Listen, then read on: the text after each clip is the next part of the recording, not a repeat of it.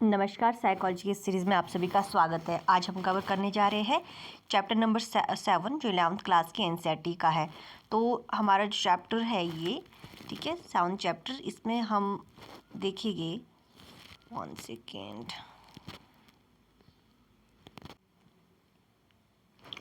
Chapter है ये human memory, मानव स्मृति, ठीक है। तो इसके बारे में आज हम पढ़ेंगे। स्मृति का अर्थ और इसकी प्रकृति क्या है, नेचर ऑफ मेमोरी।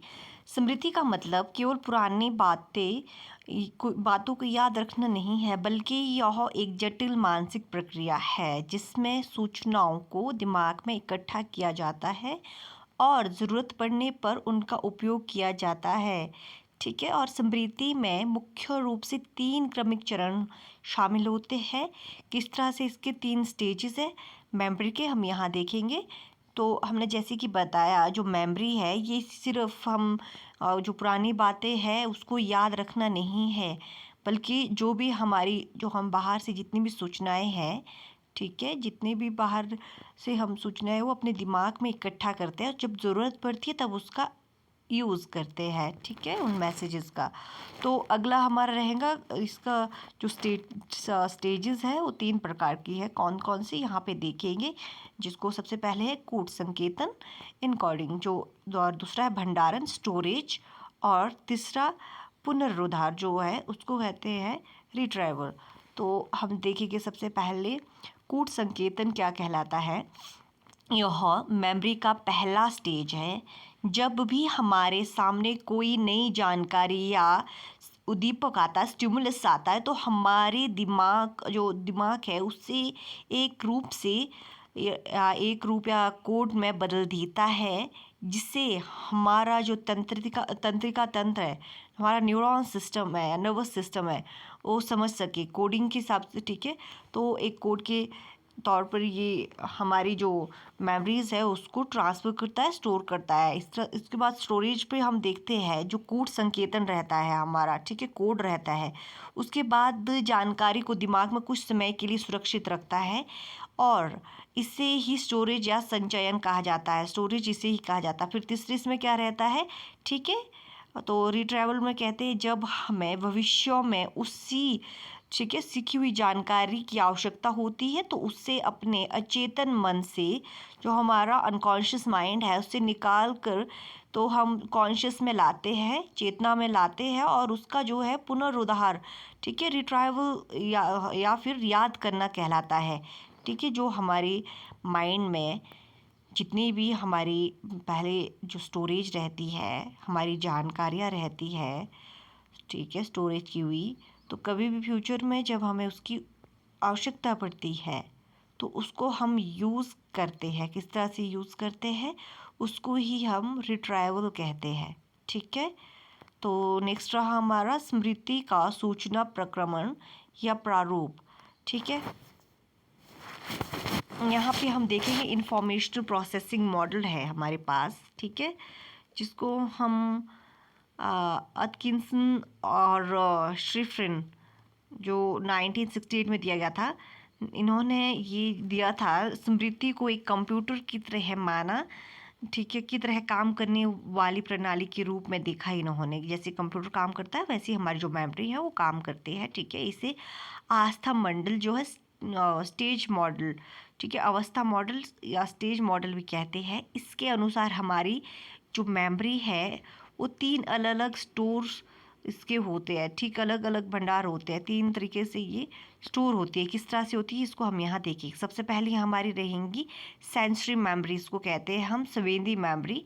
हमारे आसपास से जो भी जानकारियाँ, हमारी ज्ञानेंद्रियाँ जो है, आँख, कान, जो आदि जो है, ये जो भी मैसेजेस है, जो भी आसपास की जानकारी है, ठीक है, इससे हम इसको ग्रहण करते हैं जानकारी को, तो ये सबसे पहले यहाँ पहुँचती है। सेंसरी मेमोरी जो है, आँख, कान, हाथ, हमने देखिए यहाँ पे एक डायग्राम दिया है। डायग्राम में आप देख सकते हैं जीभ, आँख, कान, नोज़ जो सूंघने के लिए, और हाथ, स्किन, जो हमारी सेंसरी मेमोरी है, ठीक है।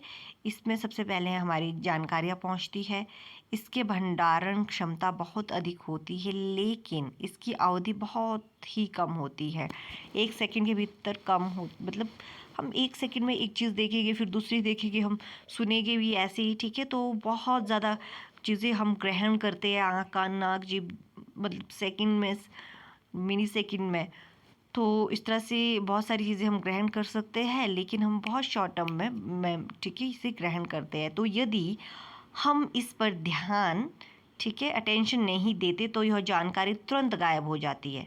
अगर हम कोई चीज़ देख रहे हैं, अगर हमारा उस पर ध्यान, अगर हम अटेंशन से वो जानकारी पे हम फोकस करते हैं, अदरवाइज वो ठीक है आती है जाती है, फिर हम कोई दूसरी चीज़ देखते हैं, चौथी देखते हैं, सुनने में भी ऐसा रहता है, ठीक है। तो हम अगला देखेंगे अल्पकालिक स्मृति। दूसरा जो है शॉर्ट टर्म मेमोरी है। सबसे पहले हमारा सेंसरी मेमोरी है, जो हम हमारे सेंसेस इसे ठीक है के थ्रू हम जो मेमोरीज है उसको एकत्रित करते हैं। सेंसेस जो हमारे हैं यहाँ पे सेंसरी मेमोरी हमने कहा आपको, आँख कान हाथ नोज एंड ईयर, जो हमारे आउटर सेंसरी ठीक है ज्ञानेंद्रिय रहती है, वो 5 प्रकार की है। तो उसके बाद हमारा रहेगा शॉर्ट टर्म मेमोरी में। एसटीएम में क्या होता है, जब हम संवेदी स्मृति की किसी जानकारी पर विशेष ध्यान देते हैं, जो हम देखते हैं अगर उस पर ध्यान देते हैं तो अल्पकालिक स्मृति में प्रवेश करता है। तो हमारी एसटीएम में जो हमारी मेमोरी है, ठीक है, हम पढ़ेंगे कौन सी शॉर्ट टर्म होती है, कौन सी लॉन्ग टर्म होती है, इसी के बारे में। तो शॉर्ट टर्म में चला जाता है। इसमें सूचना लगभग 20 से 30 सेकेंड तक रहती है। इसकी क्षमता सीमित होती है। सामान्यतः इसमें एक बार में 7 PM2 यानी 5 से 9 आइटम्स या टुकड़े ही रह सकते हैं। इसे बढ़ाने के लिए खंडन जो है चुंगिंग का उपयोग किया जाता है, ठीक है। ये छोटी छोटी हमारी जो शॉर्ट टर्म मेमोरी रहती है ना, वो हम 20-30 सेकंड तक ही हम अपने आधे मिनट तक कुछ चीज़ याद रखते हैं, फिर हम कहीं और, ठीक है, फिर हमारा कहीं और ध्यान चला जाता है।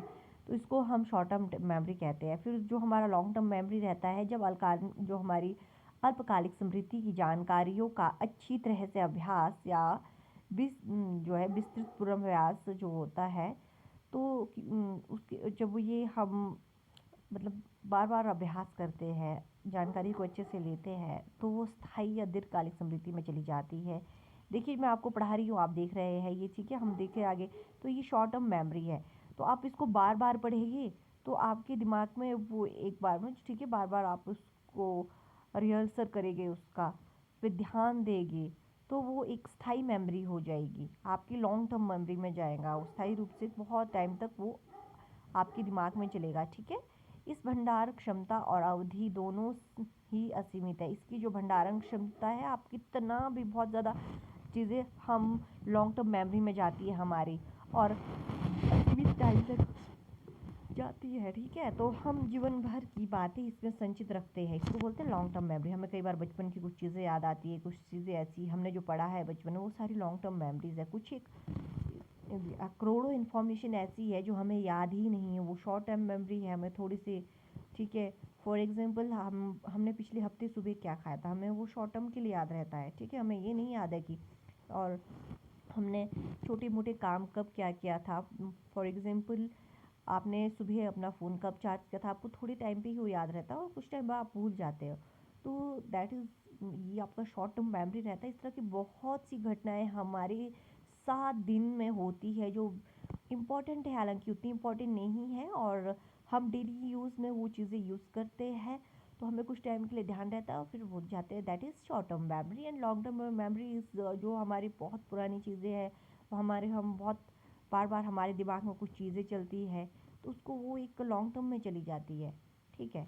तो उसके बाद हम देखेंगे आगे, यहाँ पे नेक्स्ट टॉपिक है हमारा, ठीक है, प्रसंस्करण के स्तर की रूपरेखा, जो लेवल ऑफ प्रोसेसिंग अप्रोच रहता है उसकी, ठीक है, रूपरेखा किस तरह से इसका अप्रोच रहेगा, आप यहाँ देखेंगे। हम जो है ये क्रेक और लाकहॉट थे, इन्होंने 1972 में, कब 1972 में एक अतिंगसन के मॉडल को चुनौती देते हुए कहा कि जो ऊपर हमने देखी, जो हमने अभी पढ़ा है, अतिंगसन का मॉडल था। उन्होंने इसमें 3 चीज़ें दी थी, टाइप्स ऑफ मेमोरी में उन्होंने 3 बताया था, ये सेंसरी मेमोरी और short term memory and long term memory. ये अटिंसन का एक मॉडल था जिसको हम स्टेज मॉडल कहते हैं। तो हमारा अगला जो हमारा मॉडल है यहाँ पे, ये किसने दिया है? क्रैकर लॉकहार्ट ने दिया है। इसमें उन्होंने बताया है कि जो स्मृति है, ठीक है, उन्होंने कहा हमारी मेमोरी है, मेमोरी इस बात पर निर्भर नहीं करती कि सूचना किस डिब्बे में है, बल्कि इस बात पर निर्भर करती है कि उस सूचना पर किस स्तर का मानसिक प्रोसेसिंग किया गया है, किस तरह का मानसिक जो प्रोसेस है उस पर हुआ है, ठीक है, सूचना पे ये डिपेंड करता है। ये नहीं कि वो किस जगह पे स्टोर है, किस डिब्बे में। हमने बताया ना, छोटे छोटे डिब्बे रहते हैं, छोटे छोटे शॉर्ट में। तो शॉर्ट में हम कोडिंग में चीज़ों को याद रखते हैं, जानकारी याद रखते हैं। तो इसमें इन्होंने बताया इसमें इनके दो यहाँ पे प्रकार दिए हैं। जैसे शैलो प्रोसेसिंग रहता है, इसमें डीप प्रोसेसिंग रहता है।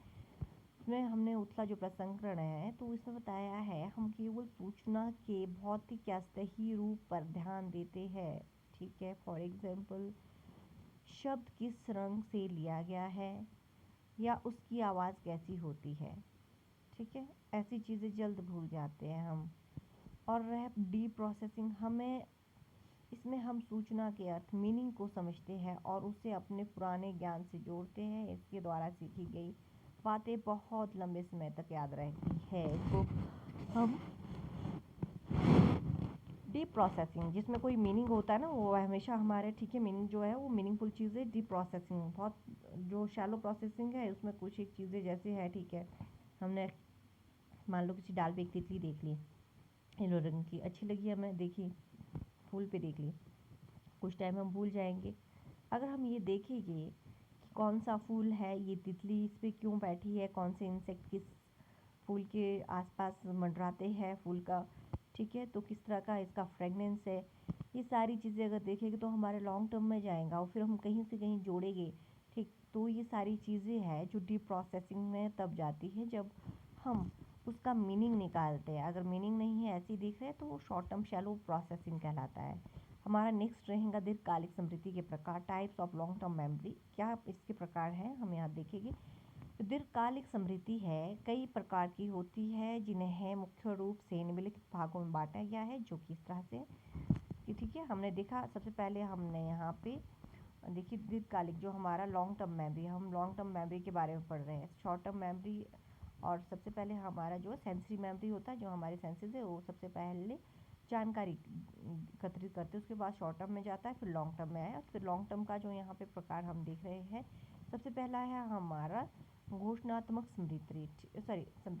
घोषणात्मक जो स्मृति है, इसके बारे में हम देखेंगे तो इसमें सभी तथ्य, नाम, तारीखें और घटनाएं शामिल होती है, जिन्हें हम शब्दों में बोलकर प्रकट कर सकते हैं। फॉर एग्जाम्पल, भारत कब आज़ाद हुआ, इसके दो प्रकार है। कैसे, हमने बताया ना, ये यहाँ पे घोषणात्मक और स्मृति होती है इसको।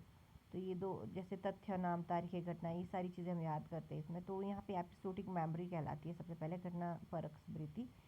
इसमें हमारे जीवन के व्यक्तिगत अनुभव और घटनाएं शामिल होती है। आपका पिछले जन्मदिन कैसा रहा, इसमें, ठीक है, समय और स्थान का संदर्भ होता है, किस स्थान पे हुआ, कब हुआ, ठीक है, ये सारी चीज़ें। मान लो आपका जन्म कब हुआ है, कहाँ पे हुआ है, ये एक एपिसोडिक मेमोरी रहती है। और आपके साथ कोई ऐसी कुछ एक घटना हुई हो, तो वो सारी घटना भी हम, जैसे कब हुई, कहाँ पे हुई, ये एपिसोडिक रहेंगे। एपिसोडिक जो घटना परक स्मृति रहेंगी। फिर है अर्थगत स्मृति, जिसको बोलते हैं सिमेंटिक, ठीक है। सिमेंटिक जो रहती है, वो सिमेंटिक मेमोरी में हम देखें, इससे सामान्य ज्ञान, नियमों, सिद्धांतों और भाषा के अर्थ शामिल होते हैं। जैसे 2+2 4 होता है, या दिल्ली भारत की राजधानी है, और मान लो, ठीक है, ये सारी चीज़ें जो हम याद करते हैं, ये सारी चीज़ें जिसका नियम है, सिद्धांत, सामान्य ज्ञान है, ये सारी चीज़ें। इसमें स्थान और कोई खास महत्व, ठीक है, इसमें स्थान का कोई खास महत्व नहीं होता, इसकी कोई ऐसी घटना पे आधारित नहीं है, ठीक है। जैसे घटना हम बताते हैं कि मान लो कि हम बोलेंगे कि 26/11 का हमला कहाँ पे हुआ था, ताज होटल में कैसे, तो इसमें ये स्थान और ये महत्वपूर्ण है, ठीक है। तो इसमें नहीं है, दो दो चार है, हम बहुत सारी चीज़ें सीखते हैं। हम कहते हैं कि भारत हमारा देश है, ये इसमें ये कोई ये क्या है, ये भी सीमेंटिंग मेमोरी है। तो यहाँ पे अगला देखेंगे हम, देखिए टाइप्स ऑफ, कितने प्रकार के टाइप्स है, 2 प्रकार के हैं। पहले था घोषणात्मक स्मृति, इसके 2 है, घटनापरक स्मृति और अर्थगत स्मृति। अब है अघोषणात्मक या प्रक्रियात्मक स्मृति, प्रोसीजरल मेमोरी। इसमें किसी काम को करने के कौशल या तरीके शामिल होते हैं जिन्हें शब्दों में बयां करना मुश्किल होता है, बल्कि करके दिखाया जाता है। जैसे साइकिल चलाना, तैरना या टाइपिंग करना। हम इससे बार बार जब ये चीज़ें करेंगे, फिर अभ्यास के थ्रू हम सीखते हैं, ठीक है। ये यहाँ पे प्रोसीड्यूरल मेमोरी कहलाते हैं, जिसमें हम किसी की, जैसे हमें प्रैक्टिस से कोई कौशल प्राप्त करते हैं। मान लो जैसे साइकिल चलाना है, हम जैसे पढ़ना भी सीखते हैं, पहले उसमें बहुत प्रैक्टिस करते हैं। तो ये सारी चीज़ें हमारी, ठीक है, सॉरी, इस चीज़ से आती है। तो इस प्रकार से हमारा जो दीर्घकालिक स्मृति रहेगा, ये 2 प्रकार का रहता है, ठीक है। Types of long term memory में आपसे पूछेंगे तो आपको यही बताना है, ठीक है। तो नेक्स्ट है हमारा कार्यकारी स्मृति, वर्किंग मेमोरी। पहले के मॉडल में अल्पकालिक स्मृति, शॉर्ट टर्म मेमोरी को केवल एक ऐसा डिब्बा माना जाता था जहां सूचना थोड़ी देर के लिए चुपचाप रखी रहती है, ठीक है। तो लेकिन आधुनिक मनोवैज्ञानिक को, विशेषकर एलन बेडल, ठीक है, तो एलन जो बेडल थे, ठीक है, जो एलन बेडले थे, इन्होंने यह बताया कि यह स्मृति निष्क्रिय नहीं है, ठीक है, अगर आ गई और एकदम से ख़त्म हो गया, जैसे ना हमने कहा था शॉर्ट टर्म में, बल्कि बहुत एक्टिव है, ठीक है। इसमें इसे ही कार्यकारी समय, वर्किंग मेमोरी कहा गया है। ये जैसे निष्क्रिय नहीं है कि आई और ख़त्म हो गई, बल्कि एक्टिव है, रहती है, ये शॉर्ट टर्म मेमोरी है। जब हम दोबारा शॉर्ट टर्म मेमोरी से हम बहुत सारी चीज़ें सीखते हैं, ये भी हमारे माइंड में कहीं ना कहीं जाके शॉर्ट टर्म मेमोरी से हम चीज़ें सीखते हैं।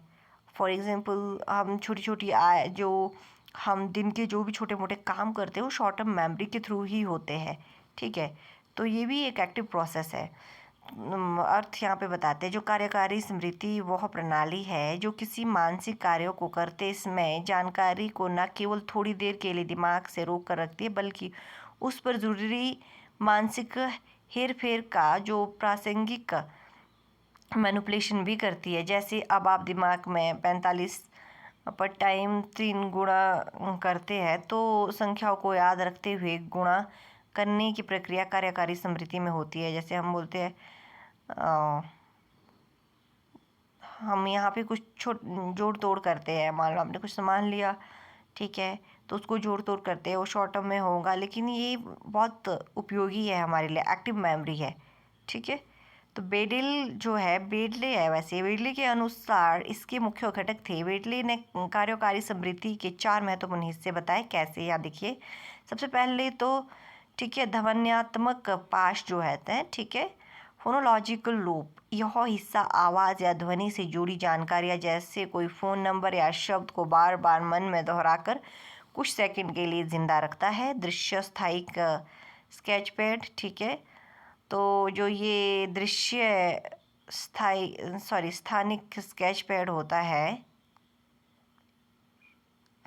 ठीक है, विजुअल स्पेशल स्केच पैड, यह हिस्सा हमारे दिमाग में दृश्य आकृति और रास्तों की मानसिक छवि को संभालता है। जैसे घर के कमरे की कल्पना करना, कैसे हमारा घर का जो एक कमरा है, हम उसे याद एकदम से आता है, ठीक है, ये सारी चीज़ें इसमें रहती है।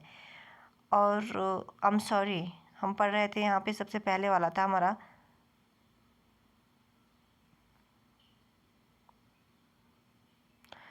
तो चलिए, सबसे पहले हमारा धन, जो ये हमारे यहाँ फोनोलॉजिकल लूप था। जैसे हम बता रहे थे कि कुछ चीज़ों को हम, जैसे आपको कोई फ़ोन नंबर बताता है, तो आप ठीक है, जब तक फ़ोन पे डायल नहीं कर लेते तब तक उसे याद करते, 30 सेकंड तक याद कर, उसको शॉर्टकट मेमोरी कहते हैं। ठीक है, तो जब वो एक बार आपने डायल कर दिया फ़ोन में तो आपको पता है अब इसका कोई ज़रूरत नहीं, फिर उस पर ध्यान नहीं देंगे। ठीक है, तो मन बहुत सोच समझ से ही काम करता है, जो हमारी जो जब जिसकी ज़रूरत हो रही है उसी टाइम उसको, ठीक है, और उस टाइम तक उसको याद रखेगी, जब नहीं है तो उसको निकाल देगा। तो इस तरह से हम जो माइंड है हमारा इस तरह से काम करता है।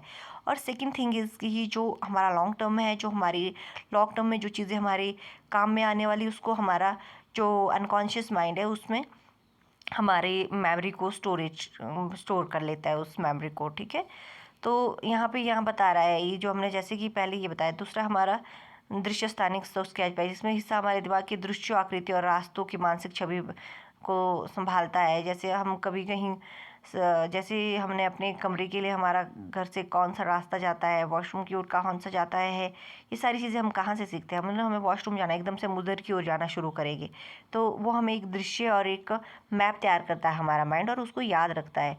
ठीक है, तो हमारा केंद्रीय अधिशासीय जो है सेंट्रल एग्जीक्यूटिव, ये तीसरा इसका रहेगा पॉइंट, इसको कहते हैं यह कार्यकारी स्मृति का बॉस या मैनेजर है। इसका काम यह तय करना है कि किस जानकारी का कितना ध्यान देना है, और ध्वन्यात्मक पाश तथा दृश्य स्थानिक जो स्केच पैड है के बीच कैसे तालमेल बिठाना है। हमने ऊपर देखा न, जो हमारा फोनोलॉजिकल लूप है और विजुअल स्पेशल स्केच पैड है, इन दोनों को किस तरह से इनकी जो जैसे हम तालमेल किस तरह से बिठाना है, इनकी जो मेमोरी है, ये मेमोरी किस तरह से हमने ये मेमोरी को अपने दिमाग में रखना है, ये सारी चीज़ें हमारा केंद्रीय जो सेंट्रल एग्जीक्यूटिव है यही तय करता है। ठीक है, तो अगला है घटनापरक बफर रहता है। जो ये एपिसोडिक बफर है, यह हिस्सा ध्वनियों, दृश्यों और दीर्घकालिक स्मृति के अनुभव के आपस में जोड़कर एक पूरी तरह स्पष्ट घटना के रूप में दिमाग में बनाए रखता है। क्या करता है, जैसे कुछ भी घटनाएं हैं या कुछ ध्वनियाँ हैं जो, ठीक है,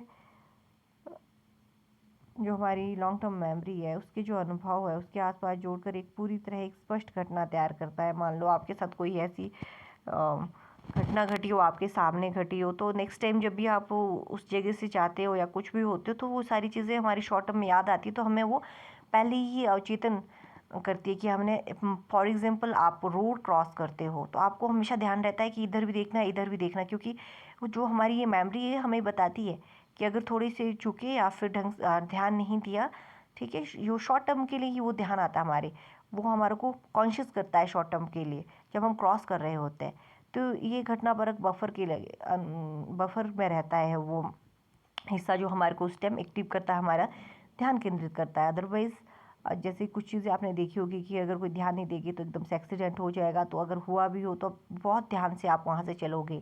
ठीक है, तो ये सारी चीज़ें हम यहाँ देखते हैं इसमें। तो अगला हमारा है ज्ञान का स्मृति में निरूपण और संगठन, organisation of knowledge in LTM।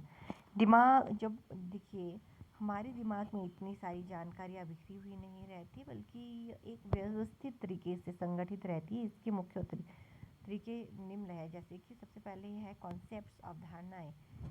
हम समान विशेषताओं वाली वस्तुओं या घटनाओं को एक वर्ग या कैटेगरी में रखते हैं, जिससे सब प्रत्यय या अवधारणा कहते हैं या कॉन्सेप्ट्स कहते हैं। जैसे कुत्ता, बिल्ली, गाय, और हम जानवर की श्रेणी में रखते हैं जितने भी जानवर की श्रेणी में हम सारे हमारे, हम किसी भी, मान लो गाय देख ली हमने तो बोलेंगे जानवर है, पशु है। ठीक है, तो हमें पता है कि कौन से जानवर है। कलर्स देखेंगे हम,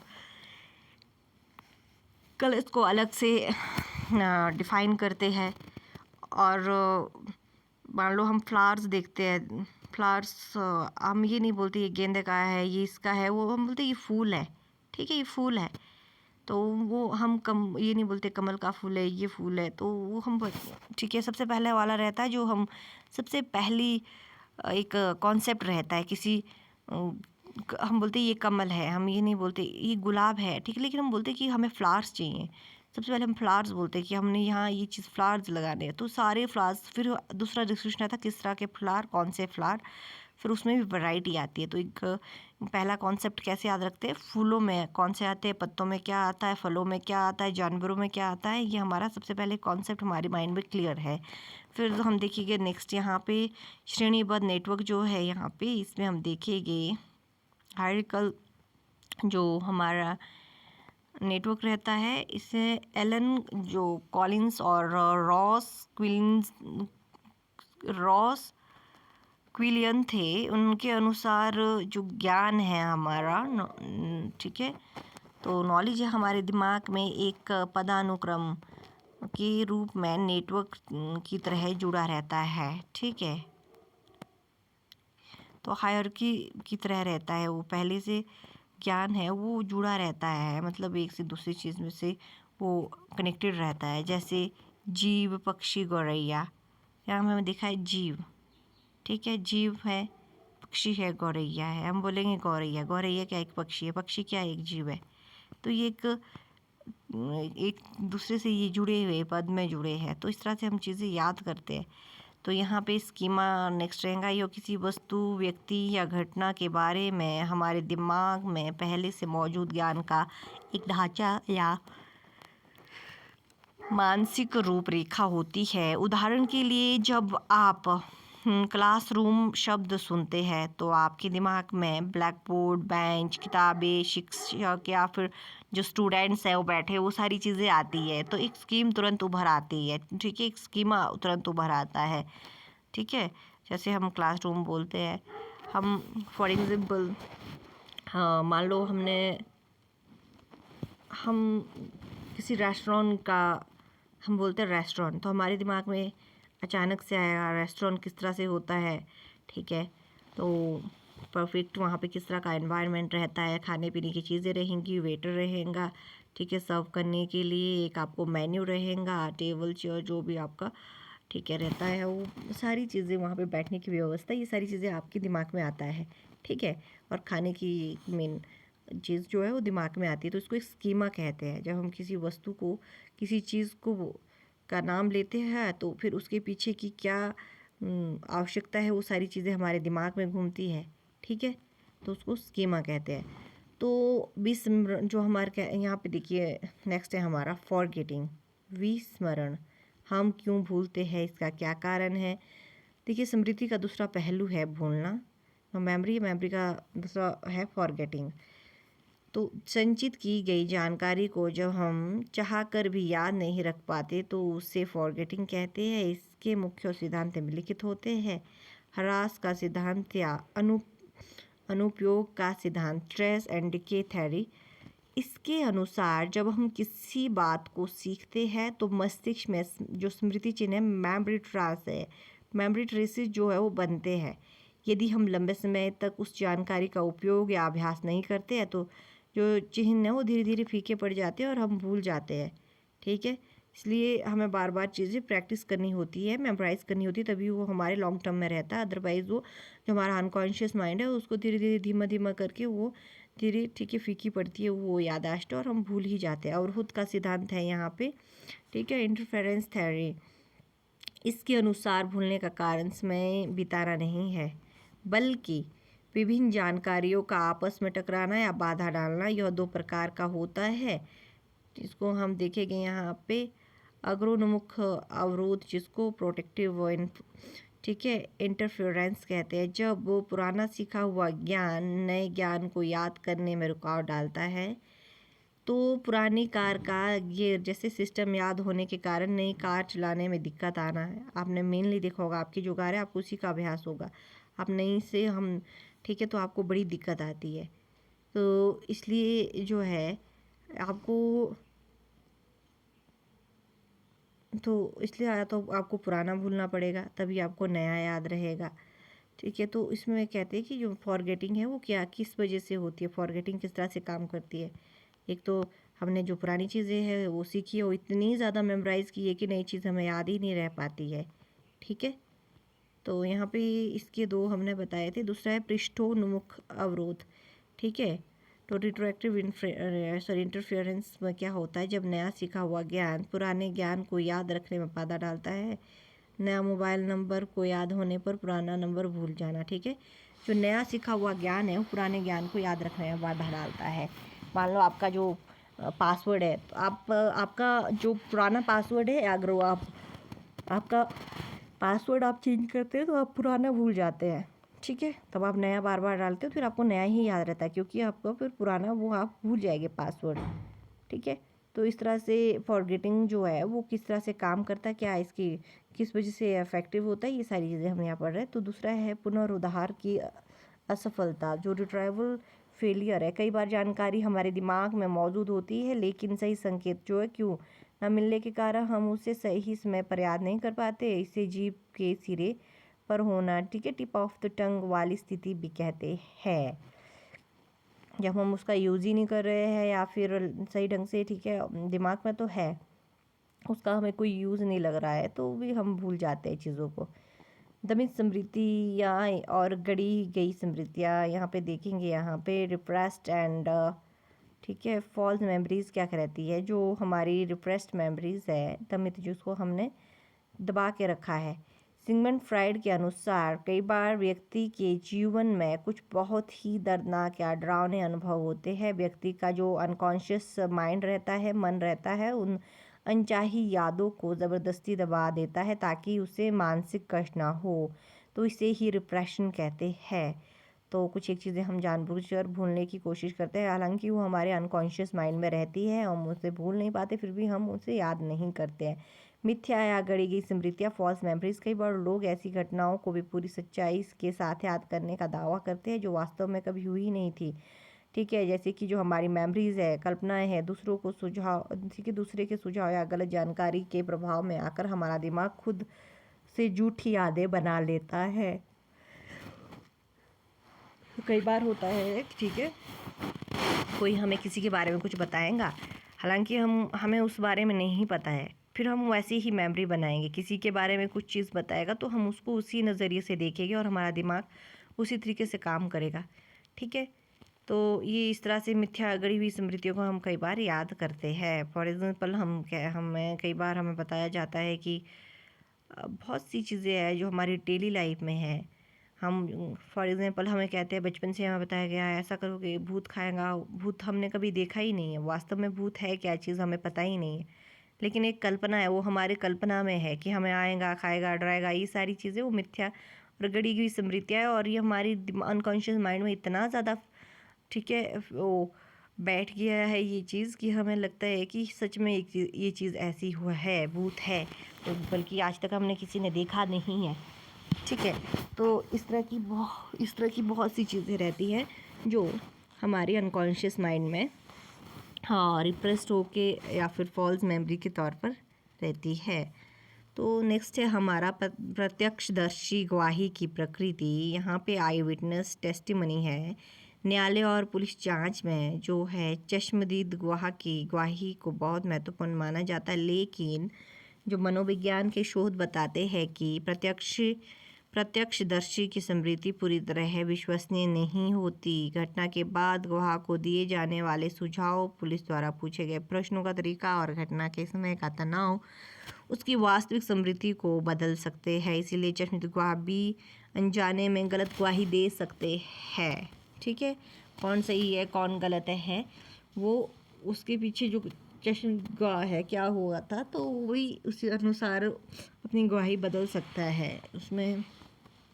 ठीक है, ये जो हुआ है एकदम से जो उसने देखा है वो वही नहीं बताएगा, बल्कि अगर उसे पता चलेगा पुलिस के द्वारा कि इसमें उस लड़के की गलती थी, या मान लो दो गुट वापसी में लड़ाई कर रहे हैं फॉर एग्जांपल, ठीक है, गुट ए ने गुट बी को मारा है, ठीक है, तो एक वहाँ पे मान लो प्रत्यक्षदर्शी है जो गवाह है, उसने वो देखा है कि गुट ए ने गुट बी को मारा है। ठीक है, फिर भी ये चीज़ रहती है कि वो जब गवाही देगा, अगर पुलिसकर्मी या फिर आसपास से उसे पता चलता है कि इसमें गलती गुट बी की थी इसलिए गुट ए ने गुट बी को मारा है, तो वो गवाही देते हुए थोड़ा बहुत अपनी चीज़ें बदलेगा। बल्कि प्रत्यक्ष के हिसाब से ये है कि ए ने बी को मारा, वहाँ पे वो गवाही देनी थी। लेकिन अगर वो गवाही देते हुए अगर उन्हें ये सारी चीज़ों का पता चलता है तो वो थोड़ा सा इसमें कंफ्यूज हो जाता है। इसी अनुसार जो यहाँ पे आई विटनेस टेस्टिमनी है, तो मनोविज्ञान के अनुसार मनोवैज्ञानिक बताते हैं कि जो प्रत्यक्ष वहाँ पे चश्मदीद गवाह है वो भी सही नहीं होते अगर उन्होंने पूरी घटना देखी है। इसके ऊपर भी प्रभाव पड़ते हैं, अगर आसपास की चीज़ें उनको किस तरह से प्रभावित करती है। पुलिस की जांच, पूछना, बार बार बहुत सारी चीज़ें उन्हें प्रभावित करती है और वो उस तरीके से सही से सच को नहीं दिखा पाते हैं। तो हमारा नेक्स्ट है बच्चों में स्मृति का विकास, मेमोरी डेवलपमेंट इन चिल्ड्रन किस तरह से होती है, बहुत ज़रूरी है ये। बच्चों की याद रखने की क्षमता उम्र के साथ बदलती और बढ़ती है। जैसे जैसे बच्चों की उम्र बढ़ती है उनकी जो स्मृति और अल्पकालिक स्मृति की क्षमता है उनका जो है विकास होता है। ठीक है, तो हम यहाँ पे नेक्स्ट देखेंगे। छोटे बच्चे शुरुआत में जो स्मृति रणनीतियाँ है जैसे दोहराना या अर्थ समझना का उपयोग नहीं कर पाते, लेकिन बड़े होने पर वो इनका इस्तेमाल करना सीख जाते हैं। पहले जो स्टार्टिंग में बच्चे हैं कोई भी जो चीज़ सीखते हैं, ठीक है, तो उसको दोहराना या फिर बार बार या फिर उसका अर्थ तो बिल्कुल भी नहीं समझते हैं। ठीक है, वो रट्टा मारते हैं चीज़ों को सीखने में। जब स्कूल भी जाते हैं बच्चा तो उनको स्टार्टिंग में जो है जो लर्निंग रहती है वो उनको रट के करते हैं वो याद। ठीक है, तो वो इससे नहीं कि वो समझते नहीं है चीज़ों को या फिर मेमोराइज नहीं, सॉरी, समझ की चीज़ें नहीं सीखते हैं, वो सिर्फ रट के सीखते हैं। तो बच्चों की जो दुनिया है इसके बारे में जो नॉलेज बेस है जैसे जैसे बढ़ता है उनके लिए जो नई चीज़ें हैं वो पुरानी चीज़ों से जोड़कर याद रखना उतना ही आसान हो जाता है। इसी प्रकार से बच्चे सीखते हैं। स्मृति को सुधारने के उपाय, ठीक है, जो हमारी मेमोरी है उसको हम कैसे सुधार सकते, कैसे तेज़ कर सकते हैं। ठीक है, यहाँ पे देखेंगे इसके बारे में। स्मृति को बेहतर बनाने और भूलने की बीमारी से बचने के लिए मनोवैज्ञानिकों ने कुछ विशेष तकनीकों या युक्तियों का सुझाव दिया है। ठीक है, जिन्हें हम स्मृत्युत्पादक, ठीक है, कहते हैं। तो इससे जो इन्हें 2 भागों में बांटा जा सकता है। किस तरह से है हम देखेंगे यहाँ पे। ठीक है, निमोनिक्स जो है, ये निमोनिक्स किस तरह से रहती है। छवि का उपयोग करने वाली युक्तियाँ, यूजिंग इमेजेस, स्थान विधि, मेथड ऑफ लोकी। तो हमारा है यहाँ पे सबसे पहले जो है स्थान विधि जिसे हम कहते हैं, इसमें हम जिन चीज़ों को याद रखना चाहते हैं उन्हें अपने घर या किसी जाने पहचाने रास्ते के अलग अलग स्थानों या कोनों की मानसिक छवि से जोड़ देते हैं। जो चीज़ें हमने पहले बचपन से अपने आसपास देखी है तो उन चीज़ों को हम उससे जोड़ के याद रखते हैं। मुख्य शब्द विधि, कीवर्ड मेथड, किसी विदेशी या कठिन शब्द को याद करने के लिए हम उससे मिलती जुलती आवाज़ वाले किसी परिचित शब्द की वर्ड की कल्पना करते हैं। दोनों की एक संयुक्त मानसिक छवि बना लेते हैं हम। कई बार फॉर एग्जांपल हमने बहुत सी चीज़ें ऐसी याद करने के लिए क्या करते हैं, चीज़ें ट्रिक्स बनाते हैं। ठीक है, कुछ शब्दों को याद करने के लिए ट्रिक्स बनाते हैं। तो ये सारी चीज़ें जो है वो कीवर्ड मेथड्स कहलाती है। नेक्स्ट है संगठन या उपयोग करने वाली युक्तियाँ है, यूजिंग ऑर्गेनाइजेशन, प्रथम अक्षर तकनीक, फर्स्ट लेटर टेक्निक है। इसमें हम मेनली देखते हैं, इसमें याद रखने वाली सभी वस्तुओं के पहले अक्षरों को मिलाकर एक नया सार्थक या वाक्य बना लिया जाता है। जैसे इंद्रधनुष के रंगों का याद रखने के लिए तो वैजानी